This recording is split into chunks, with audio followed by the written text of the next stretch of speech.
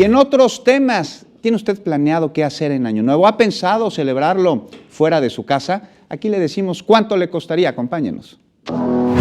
Se acerca la fiesta de Año Nuevo y para muchos es una fecha para divertirse con los amigos, la familia o simplemente salir de casa y cambiar la rutina para despedir el año en un restaurante. Es el pavo, lo tradicional, el pavo, los romeritos, la pierna, el lomo, el cabrito y pues algunas ensaladas que Nochebuena, que son de la temporada, la época de diciembre. Tenemos que hacer mínimo para ese día unos 5 pavos de 25 kilos, piernas, unas 10 piernas, unos 10 lomos, unos 50 kilos de romeros.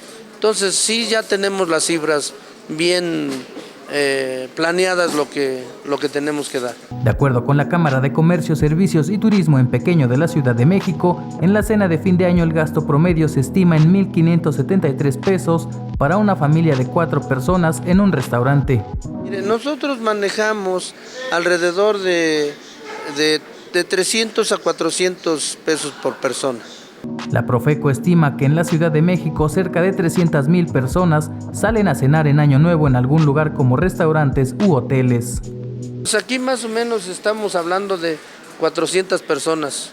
A las 12 de la noche aquí brindamos con todo el comensal que aquí nos visita y damos sidras y damos uvas por parte de la casa. La mayoría de los restaurantes abrirá sus puertas desde las 8 de la noche hasta las 3 de la mañana y el ambiente estará amenizado con música en vivo. Héctor Mendoza, 21 Noticias.